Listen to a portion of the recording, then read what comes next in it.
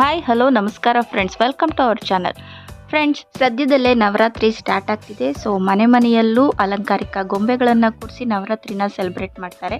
So ಗೊಂಬೆಗಳಲ್ಲಿ ಮುಖ್ಯ ಆಕರ್ಷಣೆ ಪಟ್ಟದ ಗೊಂಬೆ. ಸೊ ನಾನು ಈ ವಿಡಿಯೋದಲ್ಲಿ ಪಟ್ಟದ ಗೊಂಬೆನ ಹೇಗೆ ಅಲಂಕಾರ ಮಾಡೋದು ಅನ್ನೋದನ್ನ ತೋರಿಸ್ಕೊಡ್ತಾ ಇದ್ದೀನಿ.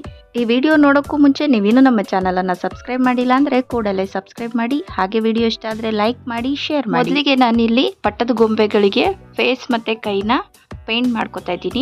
ವೈಟ್ ಪೇಂಟಿಗೆ ಸ್ವಲ್ಪ ಆರೆಂಜ್ ಕಲರ್ ಹಾಕಿ, ಲೈಟ್ ಆರೆಂಜ್ ಹಾಕಿ ಮಿಕ್ಸ್ ಮಾಡಿಕೊಂಡ್ರೆ ಸೊ ಅದು ಒಂಥರ ಪಿಂಕಿಶ್ ಸ್ಕಿನ್ ಕಲರ್ ಬರುತ್ತೆ. ಸೊ ಅದನ್ನು ನಾನು ಫೇಸು, ಕಣ್ಣು ಮತ್ತು ಬಾಯಿ, ಹುಬ್ಬು ಇದಿಷ್ಟು ಬಿಟ್ಟು ಫೇಸ್ ಮತ್ತು ಕೈಗಳಿಗೆ ಮಾತ್ರ ಪೇಂಟ್ ಮಾಡ್ಕೊತಾ ಇದ್ದೀನಿ. ಯಾಕಂದರೆ ಉಳಿದಿದ್ದು ಡ್ರೆಸ್ ಎಲ್ಲ ಹಾಕಿ ರೆಡಿ ಮಾಡ್ತೀವಿ. So paint water colour paint ತೊಗೊಂಡಿದ್ದೀನಿ. ನೀವು ಬೇಕಾದರೆ ಈಗ ಕಲರ್ ಚಾಂದ್ ಬರುತ್ತಲ್ವ, ಸೊ ಚಿಕ್ಕದು ಅದರಲ್ಲಿ ಕೂಡ ಮಾಡ್ಕೊಬೋದು. ಅದರಲ್ಲೂ ಸಿಗುವಂಥ ವೈಟ್ ಕಲರು, ಆರೆಂಜ್ ಕಲರ್ನ ಸ್ವಲ್ಪ ಮಿಕ್ಸ್ ಮಾಡಿಬಿಟ್ಟು ಸೊ ಹಾಕಿ ಮಾಡ್ಬೋದು. ಇದಕ್ಕಂತ ಸಪ್ರೇಟಾಗಿ ಕಲರ್ ತೊಗೊಳ್ಳೋ ಅಗತ್ಯ ಏನಿರಲ್ಲ. ಒಂದು ಕೋಟ್ ಆದಮೇಲೆ ಮತ್ತೆ ಒಂದು ಸ್ವಲ್ಪ ವೈಟ್ ಮಾತ್ರ ಮಿಕ್ಸ್ ಮಾಡಿ ಇರೋ ಕಲರ್ಗೆ ಸೊ ಮತ್ತೊಂದು ಕೋಟ್ ಪೇಂಟ್ ಮಾಡ್ತಾಯಿದ್ದೀನಿ. ಈಗ ಇನ್ನೊಂದು ಗೊಂಬೆಗೆ ಕೂಡ ಅದೇ ರೀತಿ ಪೇಂಟ್ ಮಾಡಿಕೊಂಡ್ರೆ ಈ ರೀತಿ ಕಾಣಿಸುತ್ತೆ. ಇದಾದ ನಂತರ ಕಣ್ಣಿನ ಒಳಭಾಗಕ್ಕೆ ವೈಟ್ ಕಲರ್ ಪೇಂಟ್ನ ಹಚ್ತಾ ಇದ್ದೀನಿ. ಎರಡೂ ಗೊಂಬೆಗೂ at a time so colour ಮಾಡ್ಕೊಳ್ಬೇಕು. ವೈಟ್ ಕಲರ್ ಹಚ್ಚಾದ್ಮೇಲೆ ತುಟಿಗೆ ರೆಡ್ ಕಲರ್ ಹಚ್ತಾ ಇದ್ದೀನಿ. ಕಲರ್ ಹಚ್ಚುವಾಗ ಆ ಕಡೆ ಈ ಕಡೆ ಹೋಗದಿರೋ ಹಾಗೆ ನೀಟಾಗಿ ಪೇಂಟ್ ಮಾಡಬೇಕು. ಕಣ್ಣಿನ ರೆಪ್ಪೆ ಭಾಗಕ್ಕೆ ಬ್ಲ್ಯಾಕ್ ಕಲರ್ ಹಚ್ತಾ ಇದ್ದೀನಿ. ಸೊ ಈ ರೀತಿ ನೀಟಾಗಿ ಶೇಪಲ್ಲಿ ಪರ್ಫೆಕ್ಟಾಗಿ ಹಚ್ಚಿದ್ರೆ ತುಂಬ ಚೆನ್ನಾಗಿ ಕಾಣಿಸುತ್ತೆ. ಹಾಗೆ ಕಣ್ಣಿನ ಒಳಭಾಗಕ್ಕೆ ಕೂಡ ಬ್ಲ್ಯಾಕ್ ಕಲರನ್ನು ಹಚ್ಚಿದ್ರೆ ಈ ಥರ ಕಣ್ಣು ರೆಡಿ ಆಗುತ್ತೆ. ಆಮೇಲೆ ಹುಬ್ಬಿಗೆ ಬ್ಲ್ಯಾಕ್ ಕಲರ್ನ ಈ ರೀತಿ ಪೇಂಟ್ ಮಾಡ್ಕೊಳ್ಬೇಕು. ಎರಡು ಗೊಂಬೆಗೂ ಪೇಂಟಿಂಗ್ ಮಾಡಾದ್ಮೇಲೆ ಈ ರೀತಿ ಕಾಣಿಸುತ್ತೆ. ಈಗ ಎರಡು ಗೊಂಬೆಗೂ ತಿಲ್ಕ ಇಡೋಣ. ಈ ರೀತಿ ರಾಣಿ ಗೊಂಬೆಗೆ ತಿಲ್ಕ ಇಡಬೇಕು. ನಿಮಗೆ ಬೇರೆ ಡಿಸೈನ್ ಬೇಕಂದ್ರೂ ಕೂಡ ನೀವು ಬೇರೆ ಡಿಸೈನ್ ಇಟ್ಕೊಳ್ಬೋದು. ರಾಜನ್ಗೆ ಒಂದೇ ಒಂದು ತಿಲ್ಕನ ಇಡ್ತಾ ಇದ್ದೀನಿ. ಇದು ವಾಟರ್ ಕಲರ್ ಆಗಿರೋದ್ರಿಂದ ಬೇಗ ಡ್ರೈ ಕೂಡ ಆಗುತ್ತೆ. ಸೊ ಈ ಡ್ರೆಸ್ ಹಾಕಿ ರೆಡಿ ಮಾಡೋಣ ಫಸ್ಟು. ಸೊ ನಾನಿಲ್ಲಿ ಬ್ಲೌಸ್ ಪೀಸ್ ತೊಗೊಂಡಿದ್ದೀನಿ, ಬಾರ್ಡರ್ ಇರುವಂತಹ ಬ್ಲೌಸ್ ಪೀಸ್ ತೊಗೊಂಡಿದ್ದೀನಿ. ಮೊದಲಿಗೆ ರಾಜ ಗೊಂಬೆಗೆ ರೆಡಿ ಮಾಡ್ತಿದ್ದೀನಿ. ಇಲ್ಲಿ ಕಚ್ಚೆ ಪಂಚೆನ ಉಡಿಸ್ತಾ ಇದ್ದೀನಿ. ಗೊಂಬೆಗೆ ಕಾಲಿನ ಮಧ್ಯೆ ಗ್ಯಾಪ್ ಇರುತ್ತಲ್ಲ, ಅದರೊಳಗಡೆ ಈ ಥರ ತುದಿನ ಹಾಕ್ಕೊಂಡು ಮತ್ತೊಂದು ತುದಿನ ಅದರೊಳಗಡೆ ಸಿಗಿಸ್ಕೊಳ್ಬೇಕು. ನೀಟಾಗಿ ತಳ್ಕೊಂಡು ಹಿಂದೆಗಡೆ ಸೇಮ್ ಕಚ್ಚೆ ಪಂಚೆ ಹೇಗೆ ಉಡ್ತಾರೆ ಆ ರೀತಿನೇ ತಗೊಂಡು ಸೊ ಹಿಂದೆಗಡೆ ಸೂಜಿ ದಾರದಿಂದ ಒಂದು ಸ್ಟಿಚ್ ಹಾಕ್ಕೊಳ್ಳಿ. ಒಂದು ಸಿಂಪಲ್ ಸ್ಟಿಚ್ ಹಾಕ್ಕೊಂಡ್ರೆ ಸಾಕು. ಸ್ಟಿಚ್ ಹಾಕ್ಕೊಂಡು ನಾಟ್ ಹಾಕೊಂಡ್ರೆ ಕರೆಕ್ಟಾಗಿ ಕಚ್ಚೆ ಪಂಚೆ ಕೂರುತ್ತೆ. ಸೊ ಯಾವುದೇ ರೀತಿ ಜಾರೋದಿಲ್ಲ.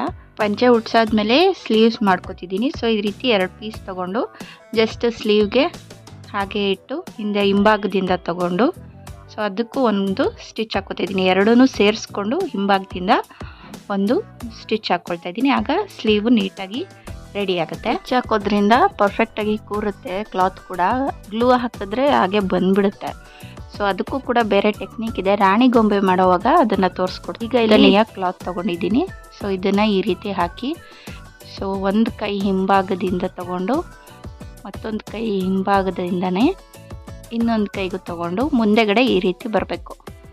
ಸೊ ಬೇಕಾದರೆ ಈ ರೀತಿನೇ ಬಿಡ್ಬೋದು ಅಥವಾ ಮತ್ತೊಂದು ಸಲ ಫೋಲ್ಡ್ ಮಾಡಿಕೊಂಡು ಸೊ ಮುಂದೆಗಡೆ ರೌಂಡಾಗಿ ಸೊಂಟಕ್ಕೆ ಸುತ್ತಬೇಕು. ಈ ರೀತಿ ತ್ರಿಬಲ್ ಫೋಲ್ಡ್ ಮಾಡ್ಕೋಬೇಕು. ಡಬಲ್ ಫೋಲ್ಡ್ ಮಾಡಿ ಸುತ್ತಿರ್ತೀವಿ. ತ್ರಿಬಲ್ ಫೋಲ್ಡ್ ಮಾಡಿದಾಗ ಈ ರೀತಿ ಕಾಣಿಸುತ್ತೆ. ಆ್ಯಂಡ್ ಇದಾದಮೇಲೆ ಇಲ್ಲಿಗೂ ಕೂಡ ಒಂದು ಸ್ಟಿಚ್ ಹಾಕ್ಕೊಂಡ್ರೆ ಸೊ ರಾಜನಿಗೆ ಜುಬ್ಬ ರೆಡಿ ಆಯಿತು. ಕಚ್ಚೆ ಪಂಚೆ ಮತ್ತು ಜುಬ್ಬ ತುಂಬ ಚೆನ್ನಾಗಿ ಕಾಣಿಸುತ್ತೆ. ಆ್ಯಂಡ್ ಎಕ್ಸ್ಟ್ರಾ ಉಳಿದಿರುವಂತಹ ಕ್ಲಾತ್ನ ಕಟ್ ಮಾಡ್ಕೊಳ್ಬೇಕು. ಈ ರೀತಿ ಈಸಿಯಾಗಿ ಒಂದೇ ಉದ್ದ ಕ್ಲಾತ್ನಲ್ಲಿ ಸೊ ರಾಜನಿಗೆ ಈ ರೀತಿ ಜುಬ್ಬನ ಮಾಡ್ಬೋದು. ಅಥವಾ ಗ್ಲೂ ಹಾಕಿ ಕೂಡ ಕಟ್ ಮಾಡಿ ಪೇಸ್ಟ್ ಮಾಡಬೇಕಾಗುತ್ತೆ. ಸೊ ಇದಾದಮೇಲೆ ರಾಜನಿಗೆ ಶಾಲ್ ಹಾಕ್ತಿದ್ದೀನಿ. ಸೊ ಬಾರ್ಡರ್ ಇರುವಂತಹ ಪೀಸ್ನ ಕಟ್ ಮಾಡಿಕೊಂಡು ಈ ರೀತಿ ಶೋಲ್ಡರ್ಗೆ ಪೇಸ್ಟ್ ಮಾಡ್ಕೊಳ್ತಿದ್ದೀನಿ. ಆಗ ಒಂದು ಕಡೆ ಶಾಲ್ ರೆಡಿ ಆಯಿತು. ಇನ್ನೊಂದು ಸೊಂಟಕ್ಕೆ ಪಟ್ಟಿ ಕಟ್ತಾ ಇದ್ದೀನಿ. ಈ ರೀತಿ ಪಟ್ಟಿ.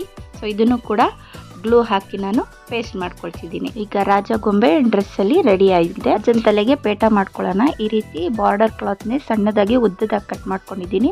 ಈ ಥರ ಫೋಲ್ಡ್ ಮಾಡಿಕೊಂಡು ತಲೆ ಹಿಂಭಾಗದಲ್ಲಿ ಈ ರೀತಿ ಬರಬೇಕು. ಆ್ಯಂಡ್ ಕಿವಿಯ ಅರ್ಧ ಭಾಗದಿಂದ ಸುತ್ತಿ ಮತ್ತೆ ಹಿಂಭಾಗ ತೊಗೊಂಡು ಮತ್ತೊಂದು ಕಿವಿಗೂ ಅರ್ಧ ಭಾಗ ಸುತ್ತಿ ಈ ರೀತಿ ಹಿಂಭಾಗದಲ್ಲಿ ತೊಗೊಂಡ್ರೆ ರಾಜನಿಗೆ ಪೇಟ ರೆಡಿ ಆಯಿತು. ಸೊ ಇದಕ್ಕೂ ಕೂಡ ಒಂದು ಸ್ಟಿಚ್ ಹಾಕ್ಕೊಂಡ್ರೆ ಸೊ ರಾಜಗೊಂಬೆಗೆ ಪರ್ಫೆಕ್ಟ್ ಪೇಟ ರೆಡಿ ಆಯಿತು. ರಾಜಗೊಂಬೆ ಜುಬ್ಬ ಮತ್ತು ಕಚ್ಚೆ ಪಂಚೆಲಿ ಹೀಗೆ ಕಾಣಿಸುತ್ತೆ. ಇದಕ್ಕೆ ಜ್ಯುವೆಲ್ರಿ ಹಾಕಿ ರೆಡಿ ಮಾಡೋಣ. ಫಸ್ಟು ಪೇಟಕ್ಕೆ ಕೂಡ ಡೆಕೋರೇಷನ್ ಮಾಡೋಣ. ಈ ರೀತಿ ಡಬಲ್ ಸ್ಟೋನ್ ಲೇಸ್ ತೊಗೊಂಡಿದ್ದೀನಿ. ಸೊ ಇದನ್ನು ಕೂಡ ಗ್ಲೂ ಹಾಕ್ಕೊಂಡು ಸೊ ಎಷ್ಟು ಬೇಕೋ ಅದನ್ನು ಅಳತೆ ನೋಡಿಕೊಂಡು ಕಟ್ ಮಾಡಿ ಪೇಸ್ಟ್ ಮಾಡ್ಕೊಳ್ತಾ ಇದ್ದೀನಿ. ಇದು ಡ್ರೈ ಆಗಬೇಕು. ಸೊ ಡ್ರೈ ಆದಮೇಲೆ ನೀಟಾಗಿ ಪೇಸ್ಟ್ ಆಗಿರುತ್ತೆ. ಆ್ಯಂಡ್ ನೆಕ್ಕು ಕೂಡ stone lace, single stone lace ತೊಗೊಂಡಿದ್ದೀನಿ. ಸೊ ಇದು ಕೂಡ ರಾಜನಿಗೆ ಜ್ಯುವೆಲ್ರಿ ಥರ ಕಾಣಿಸುತ್ತೆ, ಹಾರ ರೀತಿ ಕಾಣಿಸುತ್ತೆ. ಆ್ಯಂಡ್ ಕಿವಿಗೆ ನಾನಿಲ್ಲಿ ಹಾಫ್ ಫ್ಲವರ್ ಕ್ಯಾಪ್ ಬರುತ್ತೆ, ಸೊ ಅದನ್ನು ತೊಗೊಂಡಿದ್ದೀನಿ. ಅದನ್ನು ಕಿವಿಗೆ ಇಯರಿಂಗ್ಸ್ ಆಗಿ ಮಾಡಿದ್ದೀನಿ ಇಲ್ಲಿ. ಸೊ 2 ಕಿವಿಗೂ ಈ ಥರ ಪೇಸ್ಟ್ ಮಾಡ್ಕೊಂಡ್ಮೇಲೆ ಮತ್ತೊಂದು ಜ್ಯುವೆಲ್ರಿನ ಬಾಲ್ ಚೈನ್ ಆಗಿ ತೊಗೊಂಡಿದ್ದೀನಿ. ಸೊ ಬಾಲ್ ಚೈನ್ನ ಇಲ್ಲಿ ಪೇಸ್ಟ್ ಮಾಡ್ತಾಯಿದ್ದೀನಿ. ಸಣ್ಣ ಬಾಲ್ ಚೈನ್ ತೊಗೊಂಡಿದ್ದೀನಿ ಜ್ಯುವೆಲ್ರಿಯಾಗಿ. ಸೊ 2 ಲೇಯರ್ಸ್ ಬಾಲ್ ಚೈನ್ನ ಇಲ್ಲಿ ಪೇಸ್ಟ್ ಮಾಡ್ತಾಯಿದ್ದೀನಿ. ನೀಟಾಗಿ ಅದನ್ನು ಅರೇಂಜ್ ಮಾಡ್ಕೊಂಡು ನಂತರ ಇಲ್ಲಿ ಸಿಂಗಲ್ ಸ್ಟೋನ್ ಲೇಸ್ ಅನಿಸಿದ್ನಲ್ಲ, ಅದಕ್ಕೆ ಒಂದು ಡಾಲರ್ ರೀತಿ ಒಂದು ಕುಂದನ್ನು ಪೇಸ್ಟ್ ಮಾಡಿದ್ದೀನಿ. ಆ್ಯಂಡ್ ಕೈಗೆ ಬ್ಯಾಂಗಲ್ಸ್ ಲೇಸ್ ಸ್ಟೋನ್ನ ತಗೊಂಡು ಪೇಸ್ಟ್ ಮಾಡಿದ್ದೀನಿ. ಸೊ ಈಗ ರಾಜ ಗೊಂಬೆ ರೆಡಿ ಆಯಿತು. ಈಗ ಫಟಾಫಟ್ ಅಂತ ರಾಣಿ ಗೊಂಬೆನೂ ರೆಡಿ ಮಾಡ್ಕೊಳ್ಳೋಣ. ಫಸ್ಟು ಇಲ್ಲಿ ಪೇಪರ್ ತೊಗೊಂಡಿದ್ದೀನಿ. ನ್ಯೂಸ್ ಪೇಪರಲ್ಲಿ ನೆಕ್ ಶೇಪ್ನ ಕಟ್ ಮಾಡ್ಕೋಬೇಕು ಈ ರೀತಿ. So front and back side ಕೂಡ ಈ ರೀತಿ ಪೇಪರ್ ಕಟ್ಟಿಂಗ್ಸ್ ಮಾಡ್ಕೋಬೇಕು. ಹಾಗೆ ಸ್ಲೀವ್ಗೂ ಕೂಡ ಸ್ಲೀವ್ ಶೇಪಲ್ಲಿ ಸೊ ಪೇಪರ್ ಕಟ್ಟಿಂಗ್ಸ್ನ ಮಾಡ್ಕೊಳ್ಬೇಕು. ಈ ಪೇಪರ್ ಕಟ್ಟಿಂಗ್ಸ್ನ ಸೊ ಒಂದು ಕ್ಲಾತ್ ಮೇಲೆ ಸೊ ಈ ರೀತಿ ಇಟ್ಟು ಗ್ಲೂ ಹಾಕಿ ಪೇಸ್ಟ್ ಮಾಡ್ಕೋಬೇಕು. ಈ ರೀತಿ ಪೇಸ್ಟ್ ಮಾಡ್ಕೊಂಡಿದ ನಂತರ ಆ ಪೇಪರ್ ಕಟ್ಟಿಂಗ್ಸ್ ಜೊತೆಗೆ ಕ್ಲಾತ್ನು ಕೂಡ ಕಟ್ ಮಾಡಬೇಕು. ಸೊ ನಾವು ಏನು ಶೇಪ್ ಕಟ್ ಮಾಡಿರ್ತೀವಿ ಆ ಪೇಪರ್ ಕಟ್ಟಿಂಗ್ ಶೇಪಲ್ಲಿ ಸೊ ಕ್ಲಾತ್ನ ಕಟ್ ಮಾಡಿಕೊಂಡ್ರೆ ಸೊ ಮಹಾರಾಣಿ ಗೊಂಬೆಗೆ ಬ್ಲೌಸ್ ರೆಡಿ ಆಗುತ್ತೆ. ಇಷ್ಟ ತಗೊಂಡು ಮೊದಲು ಪೇಪರ್ ಇರುತ್ತಲ್ಲ ಆ ಭಾಗಕ್ಕೆ ಗ್ಲೂ ಹಚ್ಕೊಂಡು ಫಸ್ಟು ಈ ಥರ ಹಿಂಭಾಗಕ್ಕೆ ಪೇಸ್ಟ್ ಮಾಡ್ಕೊಳ್ಬೇಕು. ಆನಂತರ ಫ್ರಂಟ್ ಸೊ ನೋಡಿ ಈ ರೀತಿ ಬ್ಲೌಸ್ ರೆಡಿ ಆಗುತ್ತೆ. ಆ್ಯಂಡ್ ಸ್ಲೀವ್ ಕೂಡ ಪೇಸ್ಟ್ ಮಾಡ್ಕೊಳ್ಬೇಕು ಗ್ಲೂ ಹಾಕಿ. ಸೊ ಸ್ಲೀವ್ಸ್ ಕೂಡ ಈ ರೀತಿ ರೆಡಿ ಆದಮೇಲೆ ರಾಣಿಗೆ ಬ್ಲೌಸ್ ಹಾಕ್ದಂಗೆ ನೀಟಾಗಿ ಕಾಣಿಸುತ್ತೆ. ಅದಾದಮೇಲೆ ಸೀರೆ ಉಡ್ಸೋಣ. ಸೊ ನಾರ್ಮಲ್ ಸೀರೆ ಉಡ್ಸೋ ಥರ ಉಡಿಸ್ತಾ ಇಲ್ಲ, ನಾನಿಲ್ಲಿ ಒಂದು ಕ್ಲಾತ್ ತೊಗೊಂಡು ಈ ರೀತಿ ಫೋಲ್ಡ್ ಮಾಡ್ಕೊಳ್ತಾ ಇದ್ದೀನಿ. ಫೋಲ್ಡ್ ಮಾಡಿಕೊಂಡು ಸೆಂಟರಲ್ಲಿ ಸ್ಟ್ಯಾಪ್ಲರ್ ಪಿನ್ ತೊಗೊಂಡು ಒಂದು ಸ್ಟ್ಯಾಪಲ್ ಮಾಡ್ಕೊಳ್ತಾ ಇದ್ದೀನಿ. ಸೊ ಈ ರೀತಿ ಕಾಣಿಸುತ್ತೆ ಅದು. ಸೊ ಅದನ್ನು ತೊಗೊಂಡು ಸೊಂಟದ ಭಾಗಕ್ಕೆ ಈ ರೀತಿ ಸುತ್ತಿ ಆನಂತರ ಮತ್ತೆ ಆ ನೆರಿಗೆಗೆಲ್ಲ ಒಂದು ಸ್ಟಿಚ್ ಹಾಕ್ತಾಯಿದ್ದೀನಿ. ಸ್ಟಿಚ್ ಹಾಕಿ ಲಾಕ್ ಮಾಡಿದ್ಮೇಲೆ ಸೊ ಈ ರೀತಿ ನೆರಿಗೆ ಎಲ್ಲ ಎಷ್ಟು ಚೆನ್ನಾಗಿ ಕಾಣಿಸ್ತಿದೆ ನೋಡಿ. ಈ ರೀತಿ ಸ್ಪ್ರೆಡ್ ಆಗಿದೆ ನೆರಿಗೆ ಎಲ್ಲ. ಸೊ ಇದನ್ನು ಎಡ್ಜ್ ಕ್ಲಾತ್ ತೊಗೊಂಡು ಹಿಂಭಾಗಕ್ಕೆ ಸುತ್ಕೊಳ್ಬೇಕು.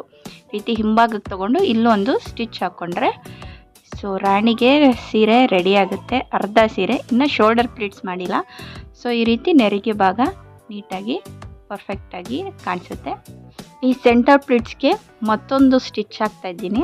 ಸ್ಟಿಚ್ ಹಾಕಿದಾಗ ನೆರಿಗೆ ಎಲ್ಲ ಸ್ವಲ್ಪ ಕೆಳಭಾಗದಲ್ಲಿ ಕೂರುತ್ತೆ.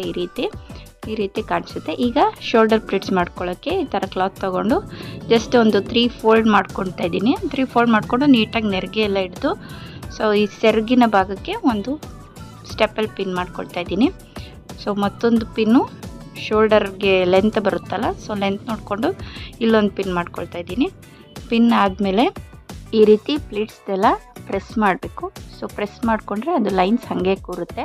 ಸೊ ಆಮೇಲೆ ಶೋಲ್ಡರ್ ಲೆಂತಲ್ಲಿ ಕೂರಿಸಿ ಸೊ ಈ ರೀತಿ ಒಂದು ಸೈಡ್ ಹಿಂಭಾಗ ತಗೊಂಡು ಇದಕ್ಕೆ ಲೇಸ್, ಗೋಲ್ಡನ್ ಲೇಸ್, ಸಣ್ಣ ಲೇಸ್ ಬರುತ್ತೆ, ಅದನ್ನು ಡಾಬ್ ರೀತಿನೂ ಕಾಣಿಸುತ್ತೆ, ಅದನ್ನು ಸುತ್ತಕೊಂಡು ಗಂಟು ಹಾಕ್ಕೊಳ್ತಾ ಇದ್ದೀನಿ. ಡಬಲ್ ಲೇಯರ್ ಸುತ್ತಕೊಂಡು ಗಂಟು ಹಾಕ್ಕೊಳ್ತಾ ಇದ್ದೀನಿ. ಆಗ ಅದು ಒಂದು ಡಾಬ್ ರೀತಿನೂ ಕಾಣಿಸುತ್ತೆ. ಶೋಲ್ಡರ್ ಪ್ಲೀಟ್ಸ್ ಕೂಡ ಇದರಲ್ಲಿ ಜಾಯಿನ್ ಆಗಿರುತ್ತೆ. ಈ ರೀತಿ ಗಂಟು ಹಾಕಿದ್ಮೇಲೆ ಶೋಲ್ಡರ್ ಪ್ಲೀಟ್ಸ್ನೆಲ್ಲ ನೀಟಾಗಿ ಅರೇಂಜ್ ಮಾಡ್ಕೋಬೇಕು.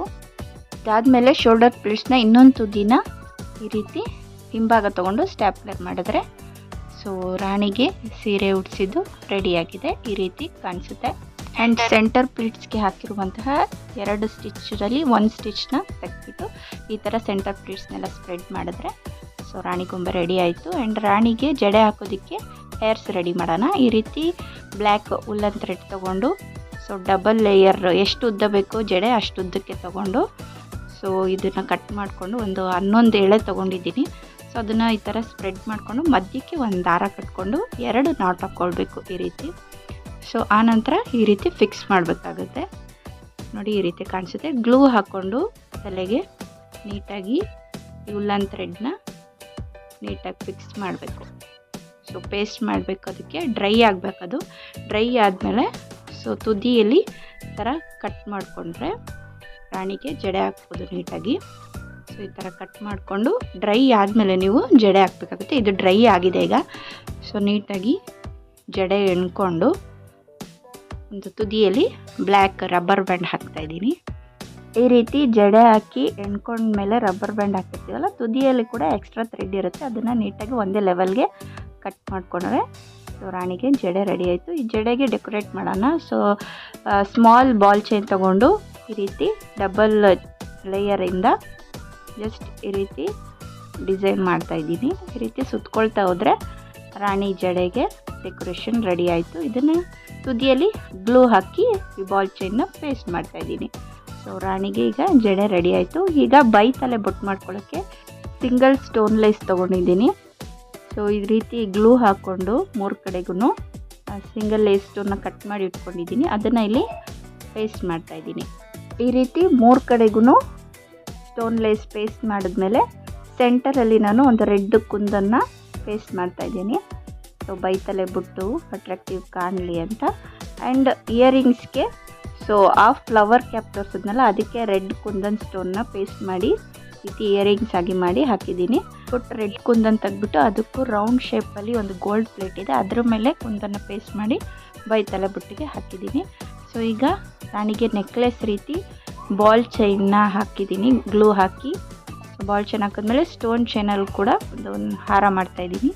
ಸೊ ಹಾರ ಮಾಡಾದ್ಮೇಲೆ ಅದಕ್ಕೂ ಕೂಡ ಡಾಲರ್ ಟೈಪು ಕುಂದನ್ನು ಪೇಸ್ಟ್ ಮಾಡಿದ್ದೀನಿ. ಈಗ ಬಳೆಗೆ ಬಾಲ್ ಚೈನು ಮತ್ತು ಸ್ಟೋನ್ ಚೈನು ಸೊ ಎರಡನ್ನೂ ಹಾಕಿ ಪೇಸ್ಟ್ ಮಾಡಿ ಸೊ ಬಳೆಯ ರೀತಿ ಮಾಡಿ ಹಾಕಿದ್ದೀನಿ.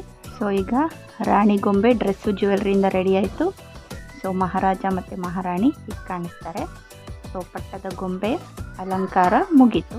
ನೋಡಿದ್ರಲ್ಲ ಫ್ರೆಂಡ್ಸ್, ಈಸಿಯಾಗಿ ಪಟ್ಟದ ಗೊಂಬೆನ ಹೇಗೆ ರೆಡಿ ಮಾಡ್ಬೋದು ಅಂತ. ನೀವು ಕೂಡ ಇದೇ ರೀತಿ ಪಟ್ಟದ ಗೊಂಬೆ ಅಲಂಕಾರ ಮಾಡಿ ನವರಾತ್ರಿಯನ್ನು ಸೆಲೆಬ್ರೇಟ್ ಮಾಡಿ. Thank you.